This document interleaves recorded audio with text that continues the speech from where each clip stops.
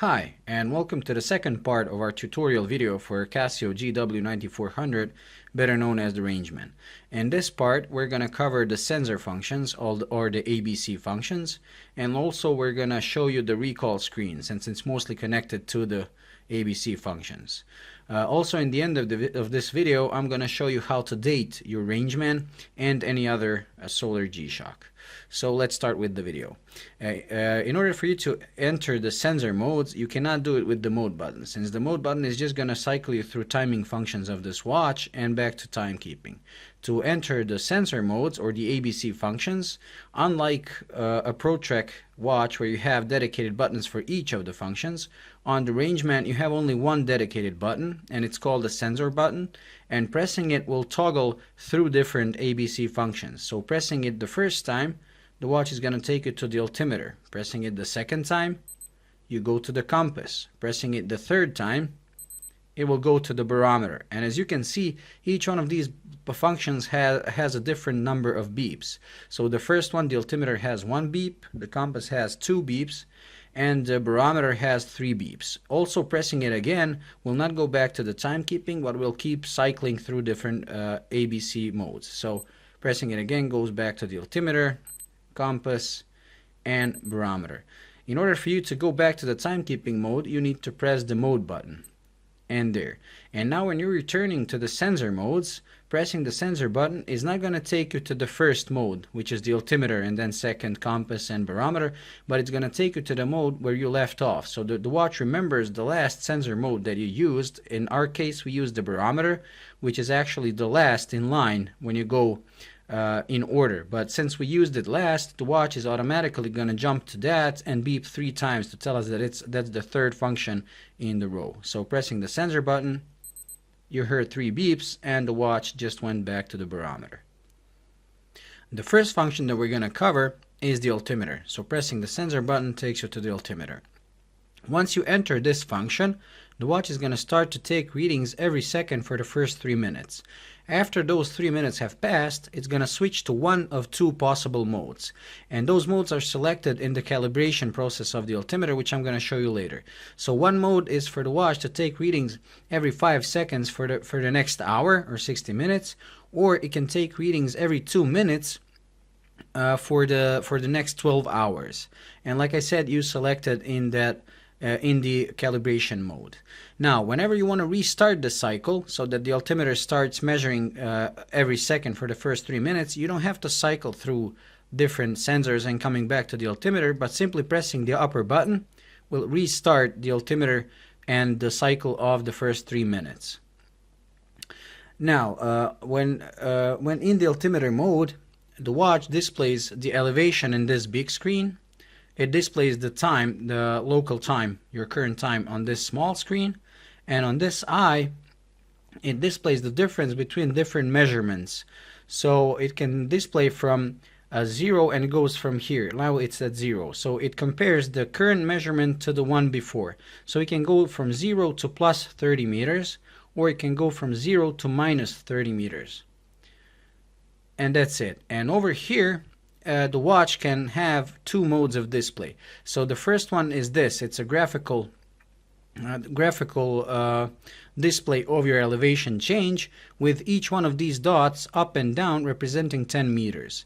And left and right, they represent each second, 1 second for the first 3 minutes, and then after that, depending on the mode that you selected. So if you selected the 5-second mode, each one of these dots left and right is going to represent 5 seconds. If you selected the 2-minute mode, each one of these is going to represent 2 minutes. Now there's a second mode of this display, and that's the relative elevation. So to switch to that second mode of the altimeter, you press the adjust button. And once you've pressed the adjust button, over here it's not anymore, there's no graphical interface, but it actually writes the relative elevation from your reference point.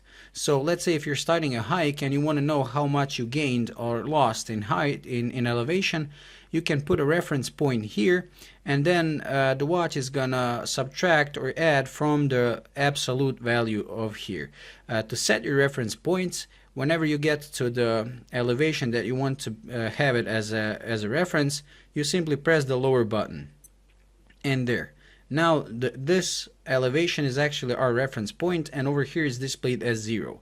Now as you climb or descend, this watch is gonna display the elevation upwards or downwards in meters. The next thing that you can do in the altimeter is you can record the data. So to do a manual record of your current data, which means your elevation and your time and date, you press and hold this upper button. And there, the watch just recorded this data into the recall screen that we're gonna show you later on. However, while in the altimeter mode, whenever you enter the altimeter mode, the watch also takes automatic or historical readings. So each time when you enter the altimeter mode, the watch is actually checking your minimum and maximum altitude, and if it's historically the highest that you've been, it's going to store it in the recall screen. Also, if it's the lowest that you've ever been, it's going to store that one as well. And also it will store your ascent and descent, but that is going to be stored only if in the current mode, while the altimeter is running, you achieve an elevation change of 15 meters or more. If it's less than 15 meters, the watch is not going to react and it's not going to store it. And the last thing that you can do in this mode is the calibration. So to enter the calibration, you press and hold the adjust button. And there. And once the watch has entered the calibration mode, you have to calibrate your absolute elevation. And this is something that you should be doing very often, because this watch calculates the altitude based on the barometric pressure, and the pressure can change when weather goes bad or good. So whenever weather changes, the pressure has also changed. So if you're stationary and at the same elevation, if the weather changes, the watch is going to display this incorrectly. So this watch is designed for you to put the reference or to calibrate the altimeter whenever you're starting a hike, because when it comes to the elevation change, it's really precise. And if you want, you can check out the video that we did when we strapped one of these to the Mavic, to the DJI Mavic drone, and as we were elevating it, it was pretty accurate compared to the Mavic's altitude meter. So this is actually very precise, but how, like I said, the absolute elevation needs to be corrected whenever there's a weather change. And pressing them, and you correct it with these two buttons, so you can go up or down. And you do it by checking a point on your map that has elevation written on it. Pressing the mode button takes you to the interval selection, and over here you can select between the 2-minute interval that we set, so this is going to take measurements every 2 minutes for 12 hours, or the 5-second interval, where it's going to take 5-second measurements for the next hour or 60 minutes. And that's it. Once you've completed that, you press the adjust button and the watch has exited the calibration mode. Pressing the mode button takes you back to the timekeeping mode. So the next function that we're going to cover is the compass. So pressing the sensor button takes you first to the altimeter, pressing it again takes you to the compass. Now once you enter the compass mode, the watch is going to take readings continuously for the next 60 seconds or a full minute. And to restart the cycle, just like in the altimeter mode, you just press the upper button and the cycle of 60 seconds is restarted and the watch is going to take another reading. Okay, now while the compass is working, it displays the bearing in degrees on this big screen. On this small screen, it's displaying your current time, and on this screen here, it's displaying the direction. And this eye displays the compass. So these three lines are north, this is east, south, and west. Now, this watch also has another mode, which is called the bearing mode. So if you want to go in, let's say, that direction, pointing right now, you don't have to remember this direction and these degrees, but simply pressing the lower button will store this as the bearing that you want to go to. And now, as you can see, not only is this changed to the bearing, but also the display in this eye has changed. So now the watch is not showing you the sides of the world, but it's actually showing you only the compass, only the north, and the bearing that you stored in the watch. So now as you're trekking along, you can always check where you want to go, and the watch is going to guide you there. Now, this bearing is stored no matter what you do with the compass. So restarting the cycle with the upper button is not going to affect the stored bearing. Also, exiting to the timekeeping mode and coming back to the compass, the bearing is still stored, as you can see. So the only way to delete this or to clear is to press the lower button. So pressing it will cancel the bearing memory. Also, once you select another direction, pressing the lower button again will store that direction. So it's pretty simple and pretty easy. Now, another thing that you can do in this compass, just like in the altimeter, you can do a manual record of the data. So that's going to be stored in the recall screen.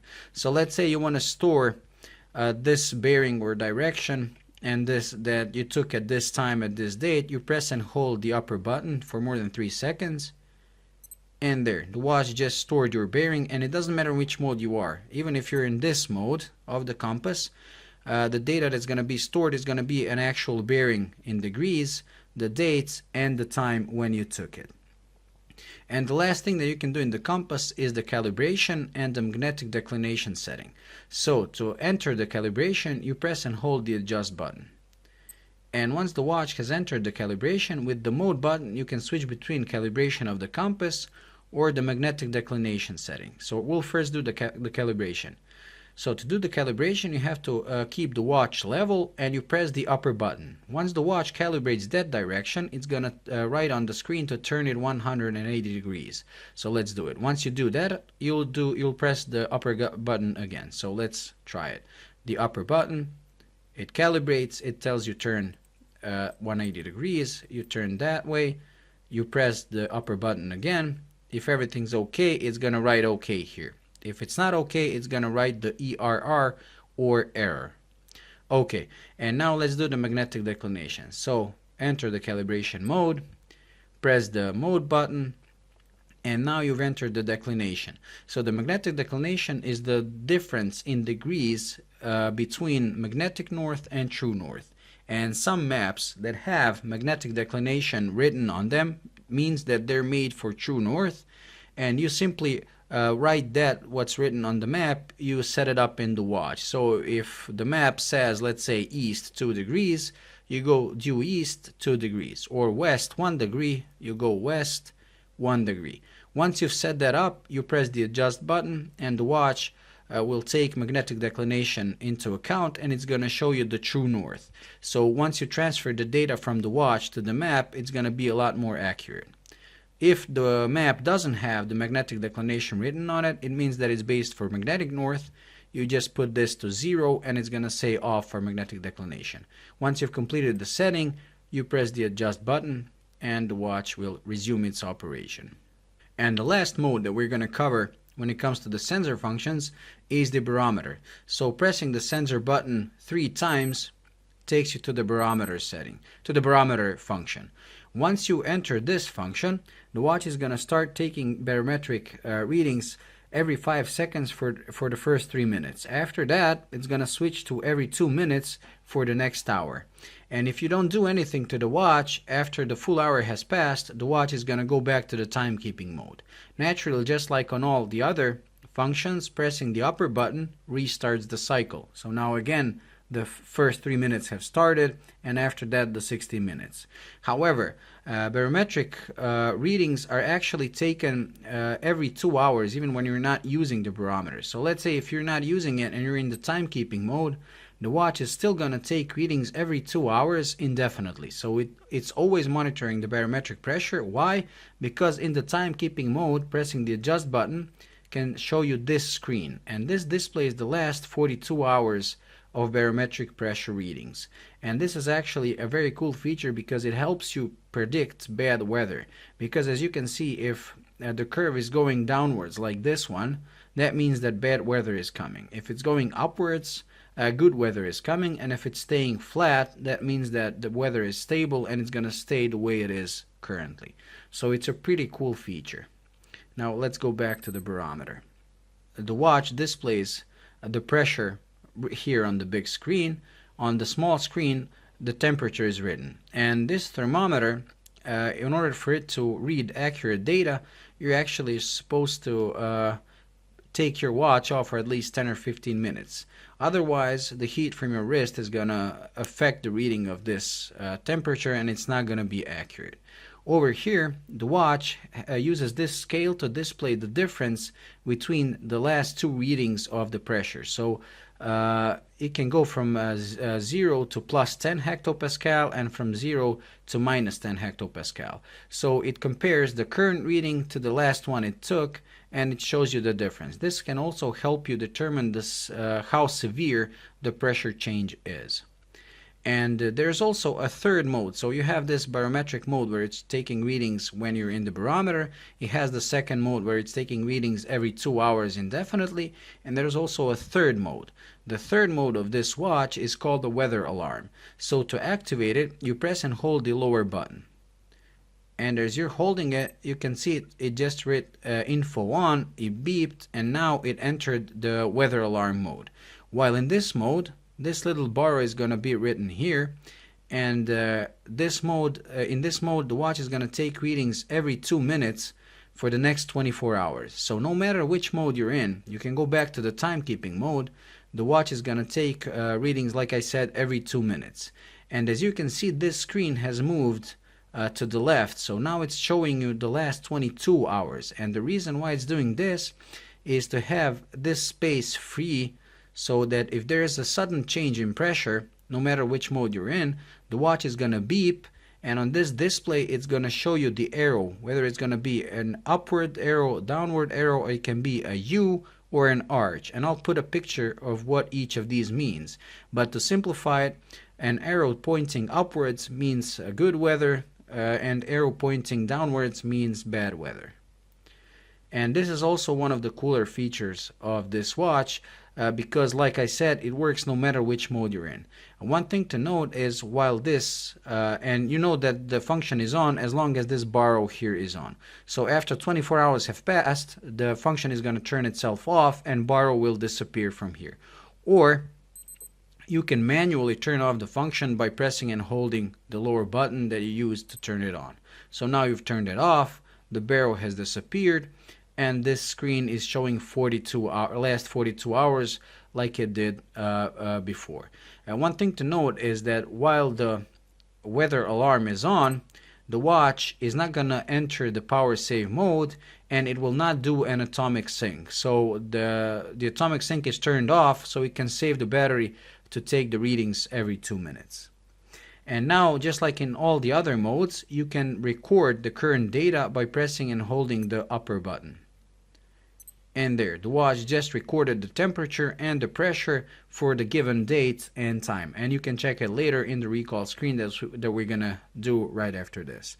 And the last thing that you can do in this mode is the calibration. So pressing and holding the adjust button will enter the calibration mode, and over here you can correct the temperature or the barometric pressure readings if they're off compared to another thermometer or barometer that you have that you know are very precise. If you mess it up and you want to return to the factory settings, you press and hold these two buttons and it's going to go to its default setting. When you complete the adjustment, you press the adjust button and it exits the calibration mode. And this pretty much covers the barometer. And the last function we're going to cover is the recall screen. But before I go into that screen, I just wanted to show you one more thing. In case you didn't see the first part of this video, the timekeeping screen can also be recorded in the recall screen. So press and hold the upper button. The watch beeps, says rec, and now this screen has also been saved to the recall screen. So now let's go there. There. Now once you've entered the recall screen, the watch is going to show you the manual records first. And as you can see here, it's written the number 01. And this watch can store up to 40 manual records. And you cycle through them up and down with these two buttons. So you can go forwards. You can see 1, 2, 3, 4. And once you reach 40, and you keep recording things, it's just going to drop the oldest record and delete it from the memory, and the new record is going to be saved. So as you can see, we saved a couple of them. So this is the one that we did when we were in the altimeter mode. As you can see, you have the time written, the date written, and the altitude that was currently on. The second record that we did was in the compass mode, and as you can see again, you have the time written, the date written, and you have the bearing in degrees written in the record mode. The third one that we did was in the barometer, and as you can see, it also has written the time and date, and it has the pressure and the temperature written here. Okay, now the last one that we did was the time screen. So once we pressed the record on the time screen, it recorded the dates, the seconds, minutes, and hours. I don't know, someone might find this useful. If you have to remember a certain event and you don't want to remember the exact time that it was, you just press and record it. And now we did another one. And after that, the watch goes to the historical values or automatic altimeter measurements that I mentioned earlier. So the first thing that it's going to show you is the maximum that this watch has been and when that was. And then it's going to show you the minimum that it ever was, the total ascent and total descent. Now, these minimum and maximum are going to be since the last reset of the recall screen. So if you reset the maximum, it's not going to be a historical, it's going to be from that point onwards. And to reset any of these, so like I said, you can go upwards or backwards. To reset any of these manually, you can do them individually, one by one, or you can clear them all. To clear one by one, you select the one that you want to delete and press the adjust button for 3 seconds. And there, it just cleared that from the memory. That way, you can also do these historical ones one by one. So you just want to delete the maximum. You press and hold this for 3 seconds, and now the maximum is 0, but it didn't touch other historical values. And the ascent and descent are 0 because in every time when someone was using the altimeter, they never crossed more than 15 meters in ascent or descent, and that's why this is 0. If you pass more than 15 meters, this ascent and descent is going to be cumulative, which means that it's going to take every measurement that you ever did and it's just going to add up until you reset it. Okay, so we showed you the individual reset. If you want to clear the whole memory of this recall mode, you press and hold the adjust button for more than 5 seconds.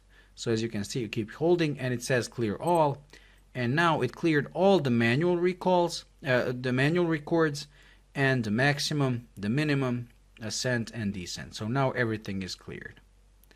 And this pretty much covers the recall function.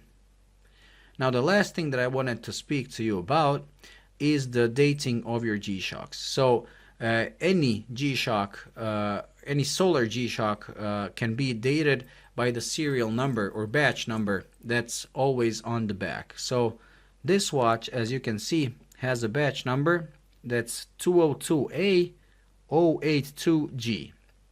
Now this first part, the 202A, that's a factory code, and that's where the watch was made. I don't know which code represents which factory, so I cannot decode that.